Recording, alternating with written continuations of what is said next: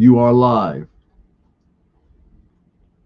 Okay. Not Give him a second. seeing him.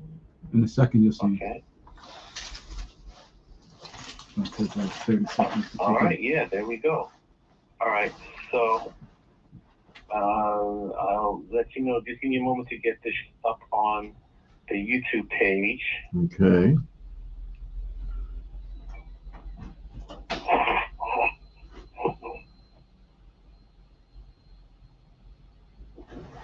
See where this has this little turn right Mhm, there? mhm. The only thing I I'm can afraid say. to. I'm afraid No, to touch no. anything. Hide the preview of your vertical broadcast. Huh? Uh, I'm just gonna leave it. leave it alone. Leave it alone. All right, guys. I think that um yeah, you're live. So we're ready to go. Yeah. Yeah. Absolutely, you're live. All right. Good afternoon, ladies and gentlemen. Welcome to another episode of Sports Talk with Eddie, presented by Our Time Press. We got a lot to get into. Winter meetings is around. Hopefully, within the next week, things start to heat up. It's been a little slow this winter meetings, which is kind of odd. Usually, the first day, second day, things picked up. At least in previous years, that's how it's been. But it just seems very mysterious, especially when you're talking about the Yankees and their standpoint. We'll get into some football as well, and obviously the topic from last week was Giannis. As far as rumors circulating, is he New York bound? Is he not New York bound? We'll definitely get into that. But before we get into that, I just want to send a shout out to everybody that tuned in last week's podcast. It was probably the toughest thing that I had to do personally, professionally, as far as on camera. I've been doing this for some time. So just I want to thank you guys for sending condolences. People, friends and family text me, reach me out regarding Francia and PJ's passing. I did say that I will give you guys a brief update regarding her father. Unfortunately, a few days ago, her father sadly passed due to the smoke inhalation in the fire. So just very, very sad news to go about and the story and whatnot. But again, thank you guys so much for the calls and the texts. On behalf of myself and everybody here in our time press, we definitely do appreciate the love and support. And as you can see, just setting this up, it's been a bit of a challenge, without PJ's expertise, but we're getting it together. We got it all right, and I'm gonna continue to bring you guys the hottest stuff that we have yet as far as the world of sports goes and New York sports goes. So let's get into some football, shall we? Who This draft is very, very unique because there's a lot of I have spoken to a lot of Jets fans. I've spoken to a lot of Giants fans where it's like, as far as the quarterback market, there's really not that much of a strong market. Everybody's already talking about the class of 2027. Um, Now, obviously, if you're a Jets fan, which has years and years of misery, last week they um, they lost to the Miami Dolphins, which marks the 16th straight year that they will miss the playoffs, and it is the longest tenured streak for any franchise that has not been to the playoffs. And obviously, how ironic that the Jets just happen to be attached to something like that. And listen, I'll tell you, I've said it almost every week whenever we get calls about the Jets and things of that nature. It is not being a Jets fan is not for the weak, guys. It's just simply not. There's a lot of heartbreaks you have to deal with. There's a lot of momentary happiness because there's never a full blown dosage of happiness when you're a Jet fan nowadays. But when you're in too deep so far and you bleed green, that's just what happens. You just gotta deal with the trials and tribulation, and hopefully something comes around, with this Jets and they turn it around. But prior to last week, they did win three out of their last five. So, you know, what that proves to me is that okay, Aaron Glenn has the capability of being a head coach in this league. I've always thought that, I was a very big fan of the higher end when they was able to lure him away from Detroit. So I think right now, if I'm not mistaken, I think the Tennessee Titans would have the number one pick in the draft, followed by the New York Giants. New Orleans won their game, so they sort of, not for the most part, but at least the number one pick diminish their chances of securing that number one pick. And of course, they will also be looking for a quarterback on the market as well. So for the Giants part, it's it's structured a little bit different as opposed to the Jets because I do believe Jackson Dart is a quarterback in the NFL. I do believe he is an NFL quarterback. I think the Achilles heel when it comes to Jackson Dart is his style of play. A lot of people think that is a lot of that is aggressive, and considering the fact that he has had three, concussion checks is not something you want to hear from your franchise quarterback, especially him being a rookie. Nevertheless, but because they have him in play, eventually you're gonna have Malik Neighbors, who's your top wide receiver. You're gonna have him back in the fold. So the thing you have to protect your quarterback. If he's not willing to make that transition into changing his game, I mean, he says that now. He said it on camera, but again, he's 22 years old, and eventually you have to think about your career in the long term. So I think with that said, when you have a chance to devour this season and take it all in and start a brand new season next year, I think the mindset that he has will eventually change because again, you have to think about long term as far as you know playing the game at a high level. Number one, well, honestly, truth be told, the number one aspect should be the number one, as far as living life. You know, a lot of the times we look at these athletes and we're just so admired by them and view them as superheroes and stuff. We almost sort of lose sight that these guys are humans, just like me and you. I mean, they're probably two and three times bigger than us, but they're humans at the end of the day that have a purpose, of life. And with Jackson Dog's situation, I think you have to go offensive line. You ultimately have to go offensive line because, listen, as great as Pat Mahomes has been, as great as Tom Brady was back in the day, as great as Peyton Manning was, as great as Drew Brees, and I can go on and on and on as far as the great quarterbacks that I've had the pleasure of watching every Sunday.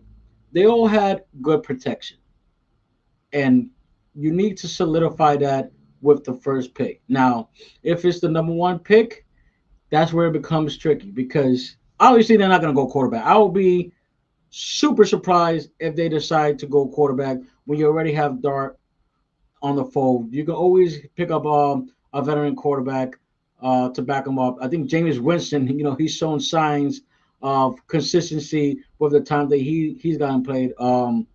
I think the ship has sailed as far as the Russell Wilson experiment, and that's an unfortunate to see. And I alluded to that a couple of weeks ago on the podcast.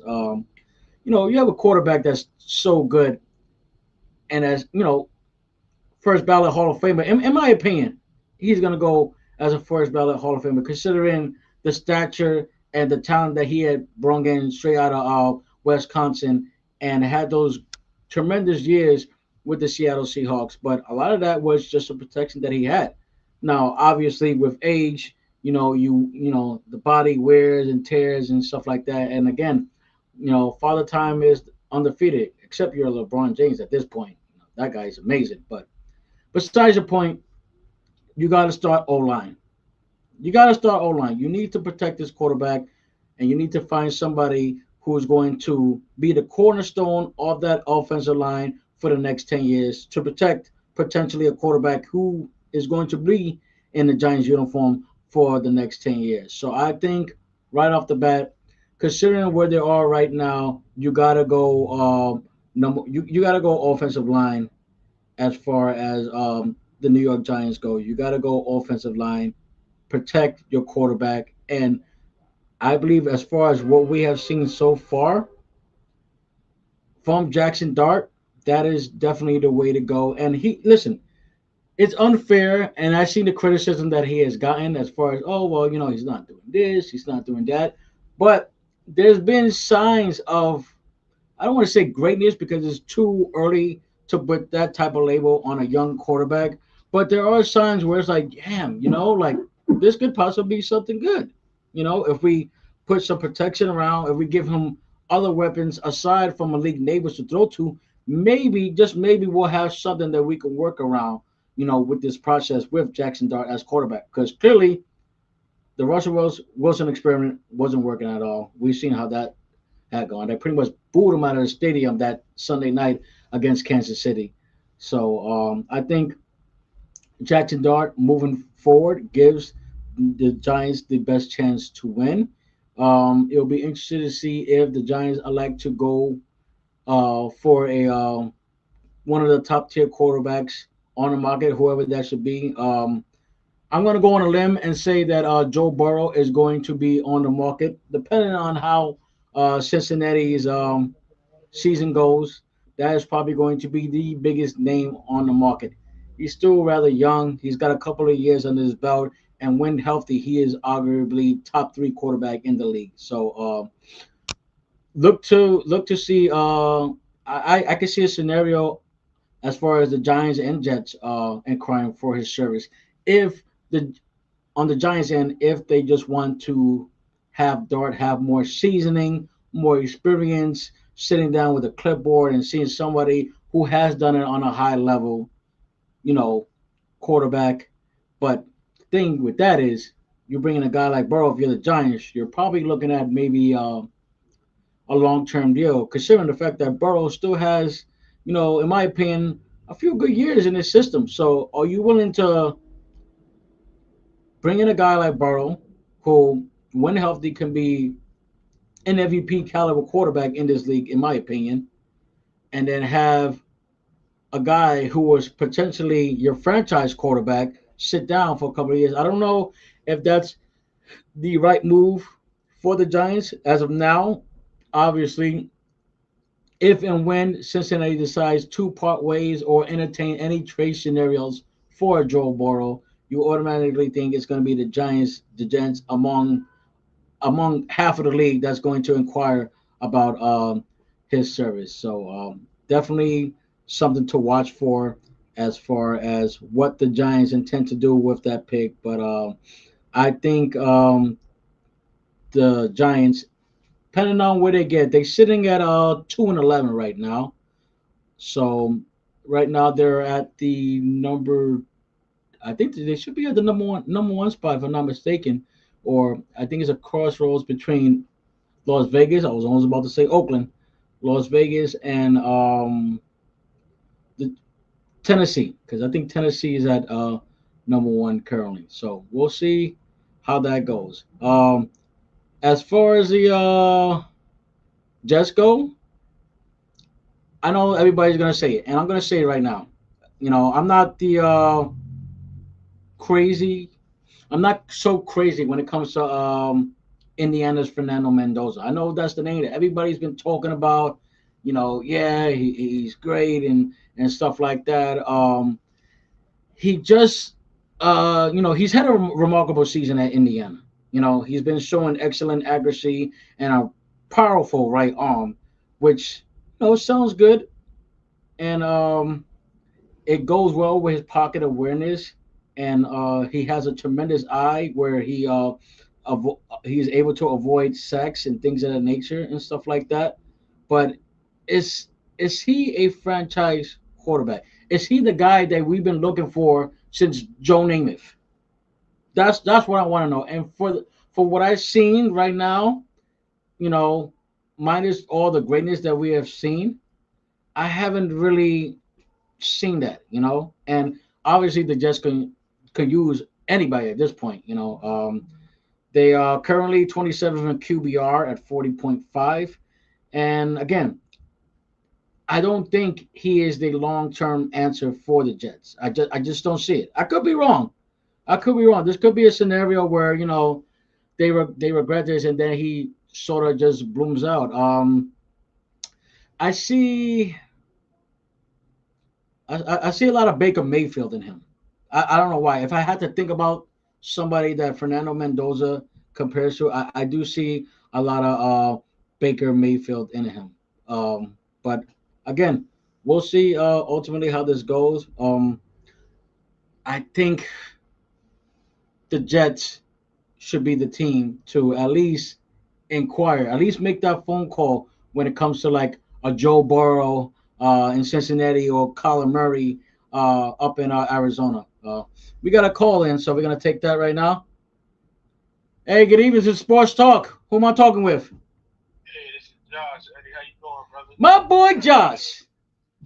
What's going on, brother? Good to see you, man. Saying, look, man, I was watching and I heard you talking about the Jets, and I couldn't take it no more. I had to call. Well, I had listen. to call, man. If you listen, that's the heartbreaks that we see every Sunday, buddy.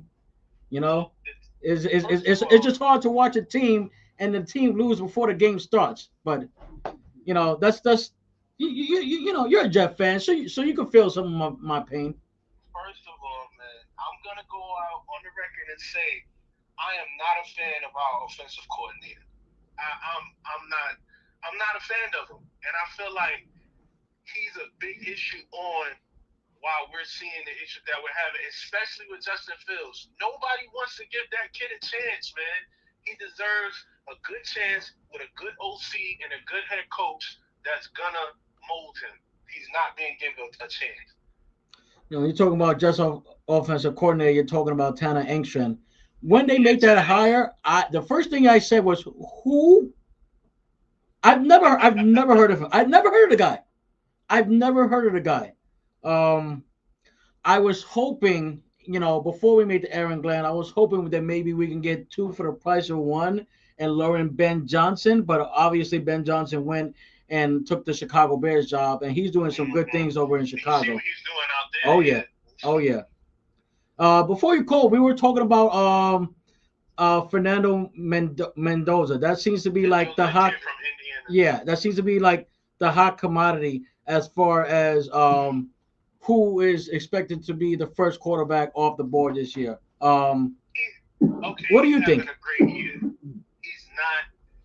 He's not the answer. He's Okay, having a so you're phenomenal with year. me. All right.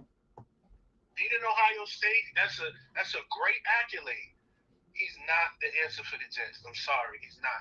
What the Jets are gonna do in typical Jets fashion is they're gonna use all these first round picks that they got and cash out on some big name brand quarterback, which we in typical Jets fashion, and it's gonna bite us in the ass instead of building a team that we need to build with those picks. You know what? I want to argue with you. I really want to bigger at you and just go back and forth with you. But this is one of those situations where I hate that you're right. I hate that you're right because this is what we do every year. It never fails. Oh yeah, this is gonna happen. Oh yeah, we're gonna do this. We're gonna do that. And it's either two scenarios: either we miss out on the person, or we're too damn cheap to actually invest on our homegrown players. I'm surprised they did it this year with Sauce Gardner and Garrett Wilson. I was so surprised. I was like, you know what? Guaranteed one of those guys are gonna be gone. Turned out that one of those guys were gone via the trade. But yeah, no, listen, I'm right there with you, man. It's been very impressive to see what he does. But again, I don't know if you heard me a little while ago before you called. He gives me Baker Mayfield vibes. Now, I think Baker Mayfield is a pretty good quarterback. Do I think he's a elite quarterback? I feel like this, and I say this with every sport in general. You have your stars and then you have your superstars, which is the upper echelon as far as taking your team to like AFC championship games and stuff like that. To me, Baker Mayfield, he's like borderline star. He's not gonna wow you all the time. I don't think he's a name that you will bring up in top five quarterbacks, maybe top 10, but this is who Fernando Mendoza reminds me of. I don't see. I mean, again, you can't ignore the numbers and the statistics. And again, tough task against Ohio State, and doing that was nothing short of remarkable. So yeah, I don't know with the Jets. I think you have to entertain two quarterbacks, and Mhm. this is obviously dependent on the market. As Yeah. far as them being available, Joe Burrow and Kyler Murray. Now, there's a whole lot of BS that's going Mm. on with Kyler Murray and Arizona. So it almost seems like he is on his way out with that Not a Kyler situation. Murray fan. Joe Burrow is actually one of my favorite quarterbacks in the league right now, given his health. But I don't, me personally, Yeah. for the sake of Joe Burrow's career, I don't want to see him in a Jets uniform. I, And I I hate hear to you, say man. But it. listen, we gotta get I'm so tired of losing. I'm just so Yeah. tired. I'm so tired. Listen, I've been with Our Time Press 15 years. I had a full head of hair. The locks were flowing. I was Okay. so happier. I had the Colgate teeth smile. I got the sun. I got a sunroof of a bald spot, and I just, I You got could the consider salt. I got that the close salt. I to got the being a salt. I Jets got the fan. salt and pepper look. I don't know if you're able to see it now. I got the salt and pepper look, and I think 80% of that happens to be when I watch the Jets on Sundays. I guarantee you it. I guarantee you it. But again, it's just frustrating to see what has come about as far as this Jets team and whatnot. But again, if you're a Jets fan, this is something that you're obviously used to. But again, I think let's say for pretend, obviously you got Garrett Wilson. First and foremost, I read something that almost gave me a heart attack coming here about Garrett Wilson potentially coming back. No, No, please don't. no. Why? Why would you even do that? First, You're 3-10 or first. 3-11. You guys are missing the playoffs. Why are you gonna put? And this is the thing that really gets under my skin about the Jets. You're thinking about putting a guy who's your potential franchise. He's the cornerstone of that franchise. He's the face of the franchise. So no, instead of Agreed. keeping him reserved, having him get the reps and create more health for him and go into next year. No, we're just gonna throw him out there. We got no hope. We're gonna just give it a chance and see what happens. But all in all, yeah, let's just throw a guy that we see in our franchise and just risk, any potential injury with that. Right. Yeah. But again, I don't. If the Jets, I think that's their first alternative. I think whatever they do this offseason is going to be via free agency. Obviously, with how their record is, they're going to have at least a top five pick. What should they do with their pick is going to be the biggest mystery. Do they decide to go all line again and continue to solidify that O line? They got an O line last year. They got Vera Tucker, who's supposed to, hopefully, he'll come back healthier the next year around and whatnot. So, you got a nice little offensive line that they're building there. But I, it, We need to get back them key pieces on defense we traded away. that's true. Uh, So that's true. And once you say that, I think about Avril Reese, the edge rusher from Ohio State. Ohio State, yes, That sir. Oh my God, I would love. And listen, we've had some luck with linebackers from Ohio State. I don't know if you remember Mr. Darren Lee. He was pretty Darren good. Lee. He was pretty good back in the day for the Jets out of Ohio State. And obviously, Ohio State in general, it just meshes good with the Jets. It's like a good chicken parm dinner. You know, You know what I'm New York saying? and Yeah, Ohio, they get, neighbors, yeah, you know So, what I'm saying? Garrett Wilson is a former Ohio State guy. He was pretty good, mhm. you know? So listen, whatever the Jets do, just make sure this guy is from Ohio State. Josh, man, I appreciate you calling in, brother. Thank you so much. All the time, no problem. Take care. Right. Just want to let you guys know that this isn't just me. The people have spoken. I'm tired of 16 years is enough. 16 years is just enough. I don't know. You see, with Woody Johnson, it's just you don't know because him and Hal Steinbrenner. They just resemble so much of each other, where they just talk a lot of BS. They talk about how much they want to bring a championship to the city of New York, and then they go and do something, and then you don't hear about them for the rest of the year. So I don't I don't know.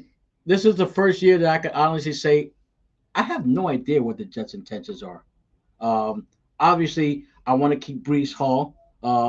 He's a top tier running back in the NFL, in my opinion, at least top 10 running back, in my opinion. Obviously, you got Garrett Wilson, and before he went down, he was having career highs in a lot of categories as far as receiving and things of that nature. So you got a mini nucleus, brewing in in gangrene. Can you exceed it going forward? That remains the question. Don't touch anything that doesn't need to be touched. Leave Gary Wilson. You locked him up for a long term deal, but I have to agree with Josh on this one. I definitely would entertain and at least look to see as far as what defense, as far as the defense side of the ball. And I think adding a stud like Avril Reese is going to be nothing short but amazing. You solidify what you lost as far as Quentin Williams, as far as Sauce Garner, and you recreate what you had. He's had 6.5 sacks as a primary edge rusher this year, and he has a combination of burst and power, and his frame alone, he has the frame to be a standout NFL edge rusher now. So we'll see if that's where the Jets decide to go. If I was the Jets and I was holding that pick, I that would definitely be the pick I would go for. It doesn't make sense to go for Fernando Mendoza. I don't think that he is the long term answer for the Jets. You can look and say, oh well, what about Dante Moore from Oregon? He's pretty good. I like Dante Moore's game. I just don't.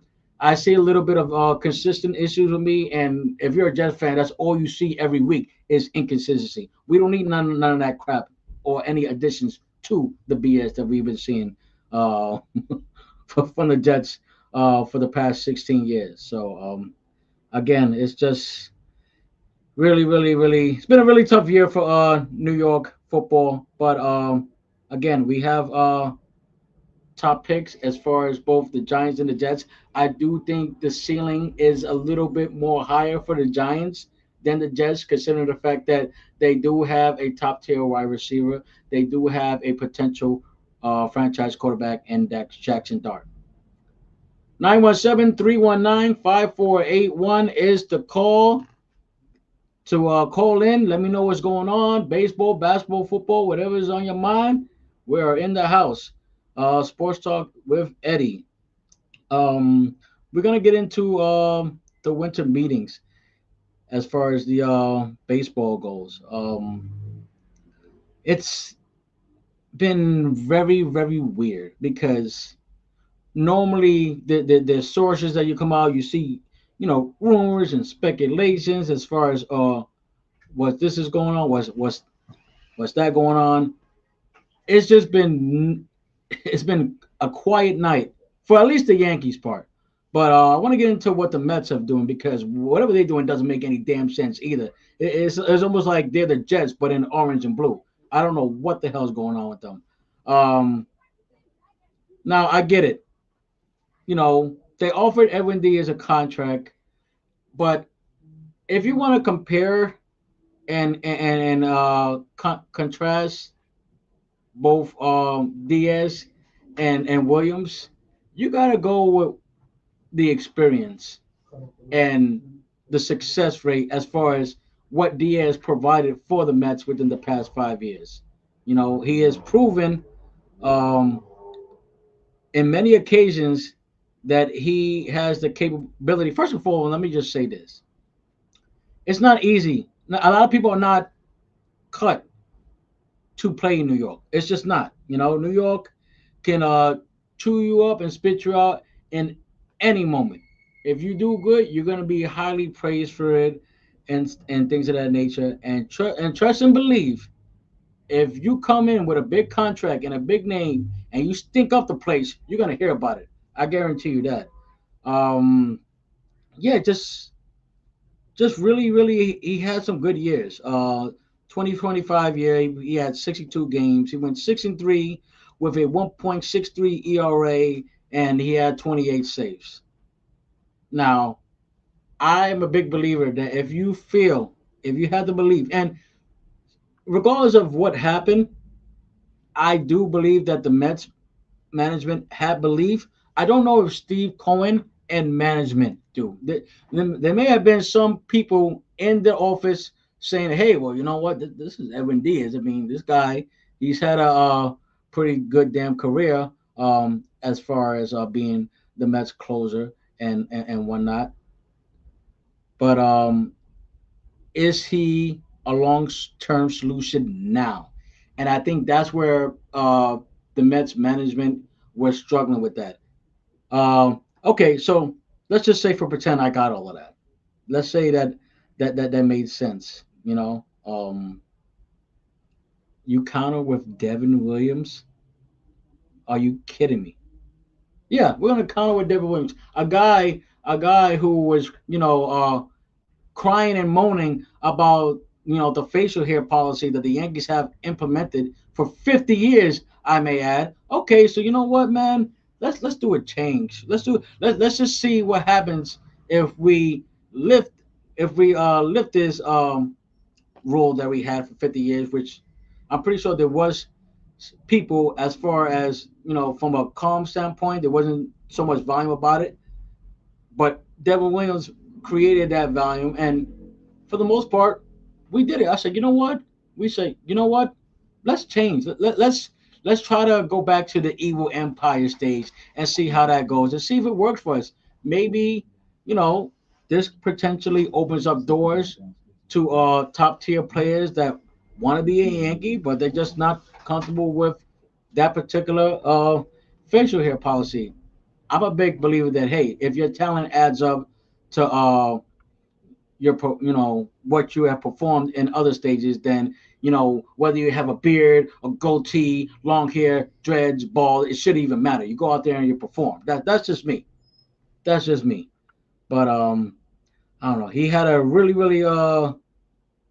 pretty good career. He had a record of 24-22 with an ERA of 2.93, 538 strikeouts, and 144 saves. This coming in 332 appearances for the Mets in his career.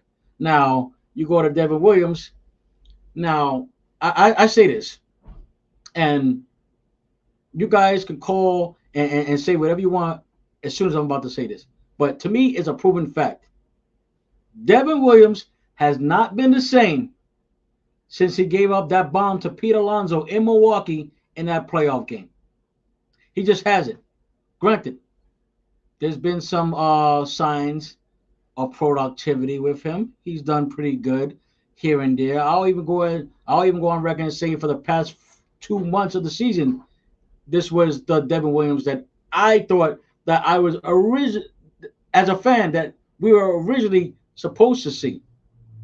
But at the end of the day, and part of me can eat my words because truthfully, truth be told, I really didn't think that he wanted to be in New York. I just think that Milwaukee got the best compensation for what they got for him and whatever. At least they thought they did, and he was just pretty much saying what you're supposed to say on camera, all the right things and things of that nature. But you know, you give away a guy who had a 1.63 ERA, and you ultimately sign a guy that had an ERA over 4.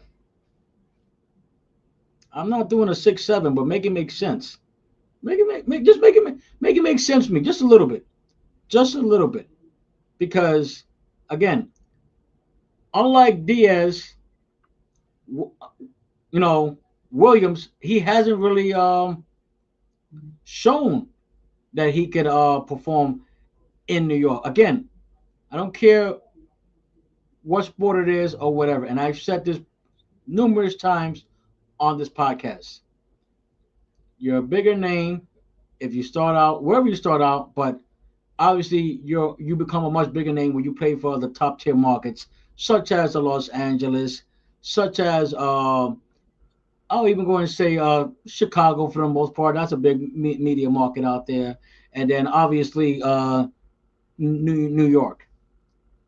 He hasn't done that yet, and I don't think. And again, if he goes on, he signed a 3 year, $51 million contract with the New York Mets. If he goes on and he has a good first year, a good first year, I will come on this. I will come on this podcast. Met T-shirt, Met hat. Never been done before. Never been done before. And what I mean by good year, I don't mean an ERA over two. No, give me exactly what Edwin Diaz provided for you or lower. Give me an ERA of 1.69 or lower. And give me about 30 saves. If he can do that, I will come on this show. I won't be proud of it, but I'll come on this show. Met hat, Met T-shirt. You guys could take it, copy and paste it, put me on a meme. I don't care. But I just don't think that he's cut off in New York. There's certain athletes right off the bat, based on their demeanor and things of that nature, that you just know that okay, well, you know what, man, this this could probably work out for him. I'm not saying that it's a Carl Pavano situation. I'm obviously not going to wish it on anybody because I don't want to, that to be wished upon. As far as my Yankees go. But again, it just it doesn't really make sense to let a guy. First and foremost, they didn't, according to numerous reports, they didn't inform Diaz nor his representative that excuse me, that they were even entertaining the fact of bringing Devin Williams. So it's just like, damn, like I I put on for you for the past 5 years, and you could even at least give me a call and say, hey, listen, man, our plan, we got Devin Williams. We're thinking about signing Devin Williams, not necessarily to take the closer role from you, obviously, but put him. We're gonna bring him in. That's a potential setup role, and we're gonna make sure we take care of you. To compensate you for what you did the past couple of years or so. I mean, what was so hard about having that conversation?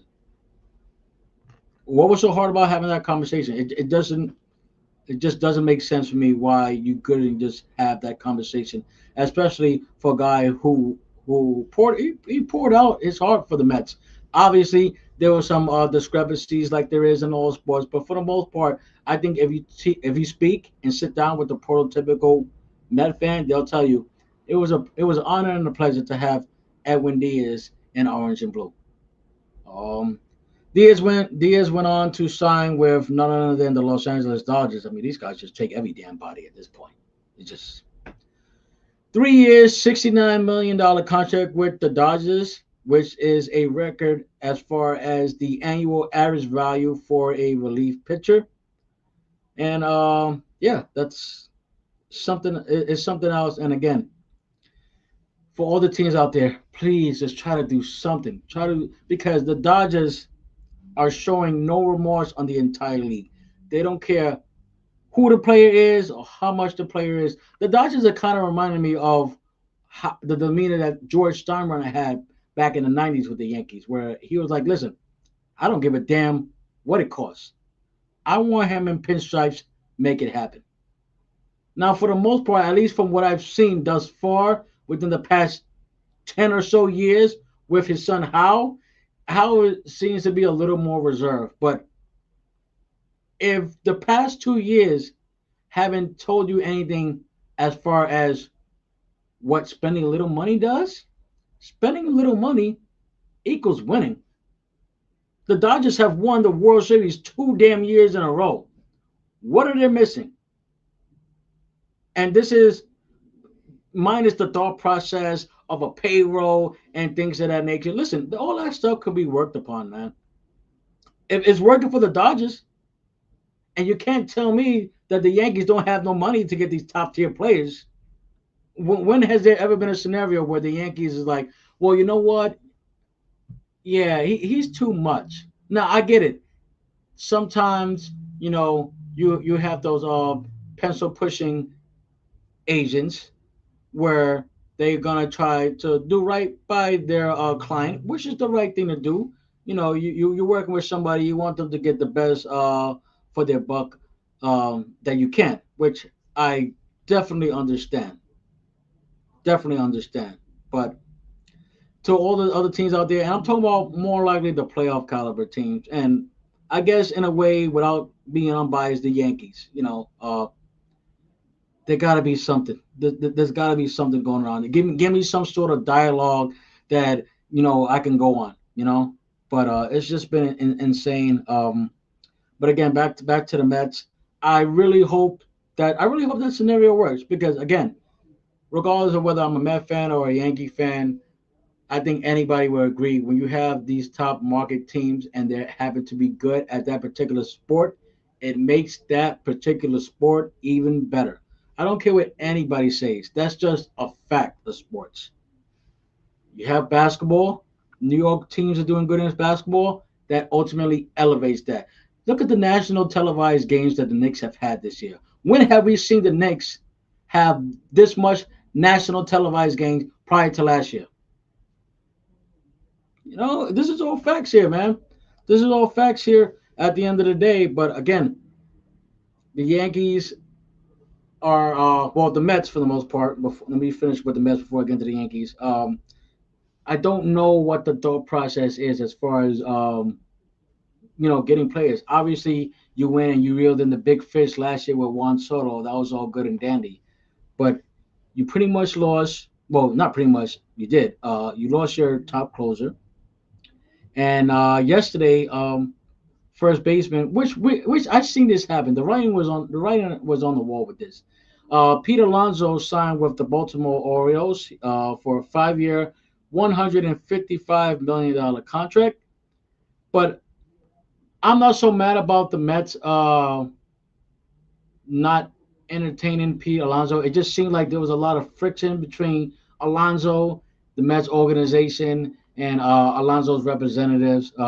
He did originally sign a 3-year, $90 million contract last year with an opt out after the first year, which he intended to do. And listen, I'm happy for Pete, man.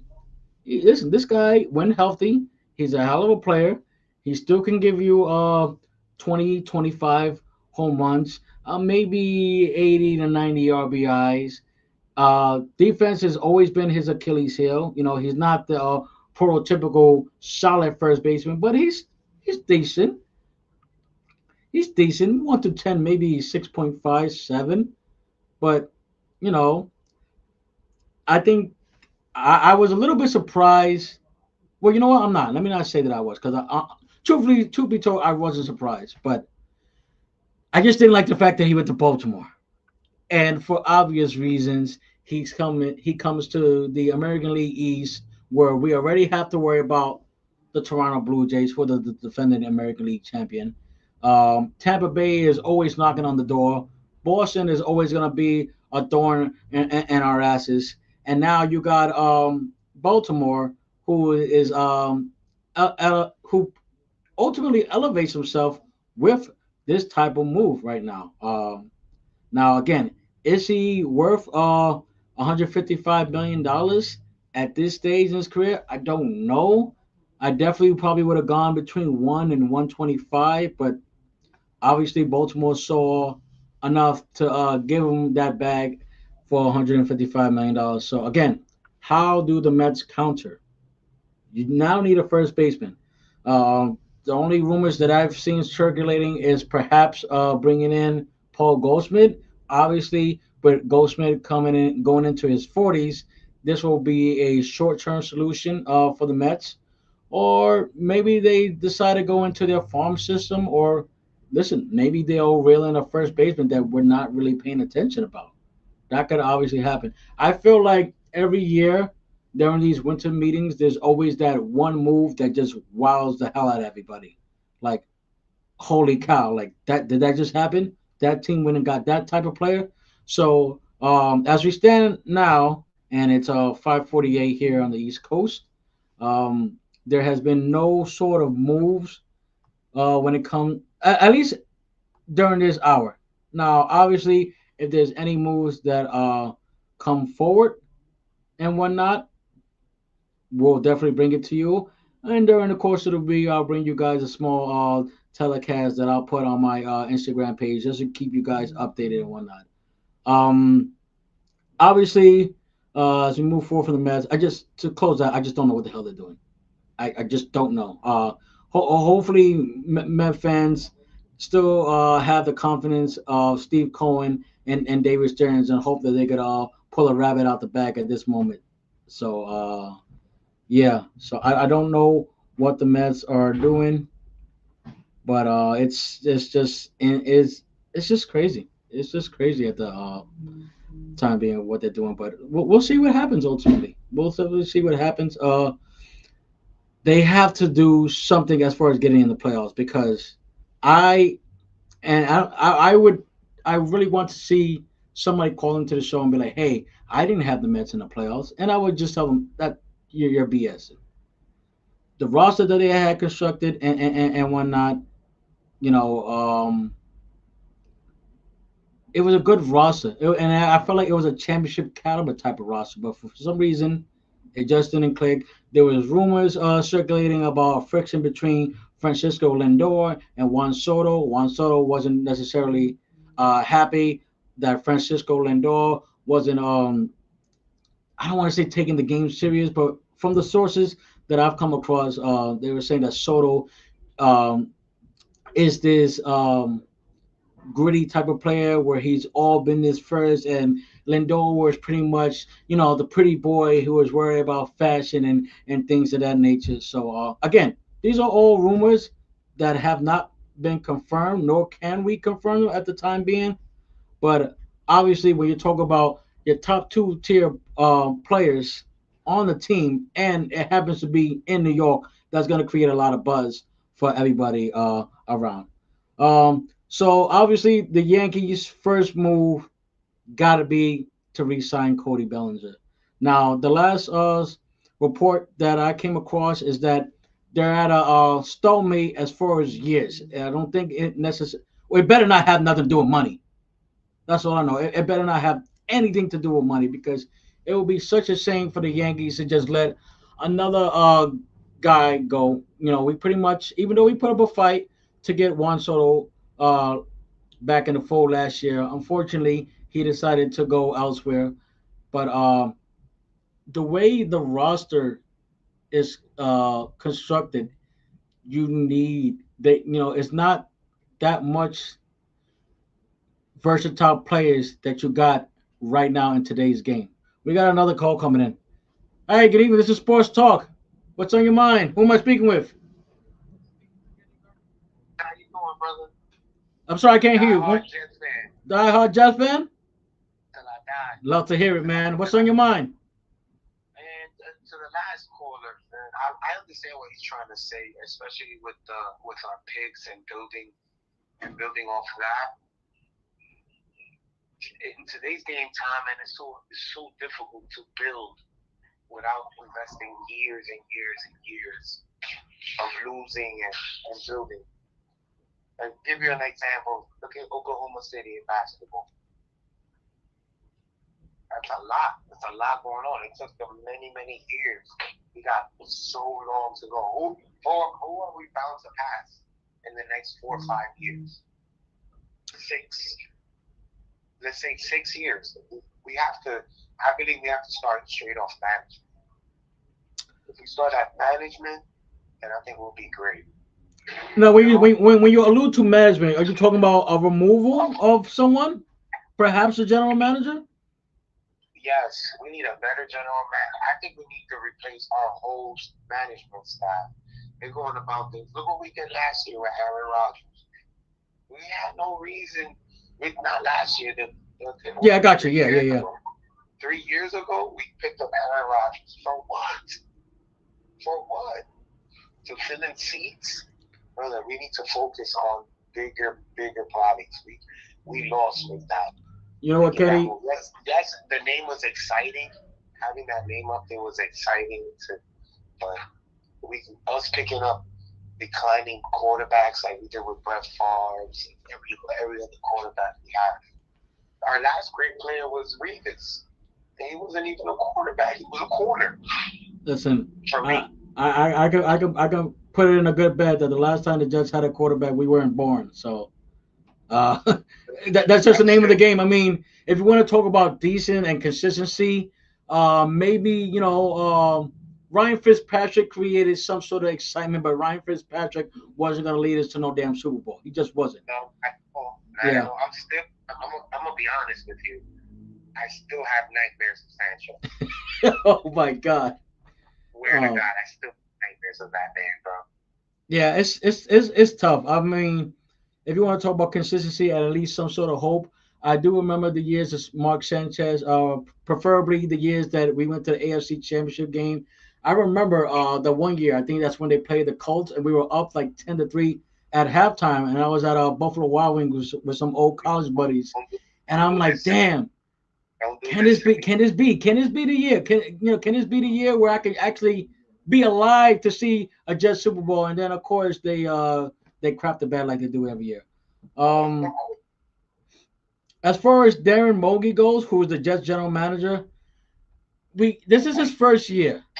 So if we're willing to and hear me out here, if we're willing to give Joe Douglas the time that we gave him to Yes, implement a good yes. roster, we ultimately got to give that same opportunity to Mogi. Now, I like Moby because he moves slow and accordingly. He doesn't rush to do things. You know what I mean?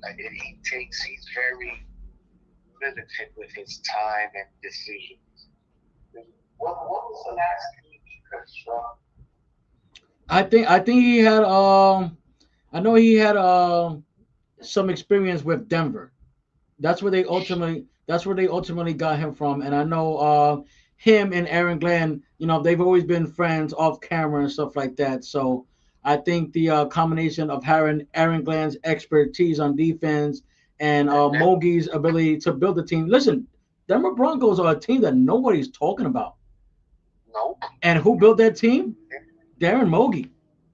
So Yes, sir. as much as we get frustrated. Listen, this and maybe next year, these are rebuilding years. We have to as Jets fans, we have to process that in our heads. These are rebuilding years. Now obviously it's not easy to tune into a Sunday and see a guy throw for -9 yards and realize and tell yourself, damn, why did we lost the game? Well, you're throwing for -9 yards. That's probably why you lost the damn game. Dude, we got So holes everywhere. We got holes in our offense, in our defense. Look what the Dolphins did to us in one quarter. That's not man. yeah, That's it's like tough to we got watch. good guys. I feel like we had good guys. We really do. We really have guys that are determined and want to play. It's just too many holes. Too easy to fix. It's too Yeah. easy for everyone to figure us out. Yeah, this is obviously a situation that's not going to unfold overnight. This is going to take, I hate to say this because it seems like you say this every 10 years with the Jets. It's going to take some time It's gonna because take because once brothers. again, we're in a rebuild after coming off a rebuild, if that makes any sense. Yeah, But yeah. I think if you heard the previous call that I had with Josh, I think I don't think Fernando Mendoza is the answer. I just don't. I just don't. I Nah, mean, we listen, all agree that he he's he not. he, he It's he's all talented. He's talented, but there's a different type of upper echelon talent that you have to have when you play for New York. That's just what it is. Giants, Jets. That's it's just how it's always been. obviously work as is. That's just how it's That been. I organization that think we have. I think the Jets owe it to themselves to at least make a call to two teams. Make a call to Cincinnati, inquire about Joe Burrow. You make a call Yes, to yes. Arizona and you acquire about Kyler Murray. You can't. They have the draft compensations to do it. They have a bunch of first round picks within the past couple of years. They have the compensations to do it. Whether the compensation will be to liking of Cincinnati as far as what they want in a package for Burrow remains to be unseen. But I Cincinnati think let go. I don't think Cincinnati will let him go. I don't. You know what? I don't think either. But it almost considering the season that they had, there's been some friction going on. There's been some locker room rumors that's going on, and Yeah, but normally, so yeah, but that's we can't. with all in all, I heard that same situation, man, and it'll be I feel like it would be detrimental to allow Joe Burrow, due to injuries or misunderstandings or back and forth with teammates. I don't think those are grounds to let a player like that go for a franchise. And Kenny, I don't. we've seen a lot of crazy things happen in the world of sports. Oh yeah, Never in my wildest dreams would I ever think that the Dallas Mavericks would give up Luka Doncic. yeah, I yeah. I did was not gonna see say that. the same I did thing. not see that. So at the end of the day, part of the aspect, we get what we see from sports and accolades and stuff like that. But at the end of the day, the business part could be just as sour. That's what it is. That's so sad, man. Yeah, That's sad, bro. yeah. Kenny, That's brother, man, I appreciate your call, man. Thank you so much for tuning no in. man. Thing, man. God bless, bro. We keep watching. We stay posted. I wish you the best, man. Continue doing your thing. I look forward to locking in next time your next show. Thank you so much, man. Always. In closing, the Jets need to do something. I feel like I say this every week, but you ultimately have to come to a solution where the bleeding has to stop. The bleeding has been bleeding for 16 years. I just, I was 22 years old the last time they made the playoffs. And yeah, I just gave up my age. Great. But I want to thank you guys for tuning in tonight as you do every weekend. Please pick up the latest copy of our Time Press. Absolutely good stuff in there. A nice tribute to our dear friend PJ. And thank you guys. Love you guys so much. And I'll see you on the next one.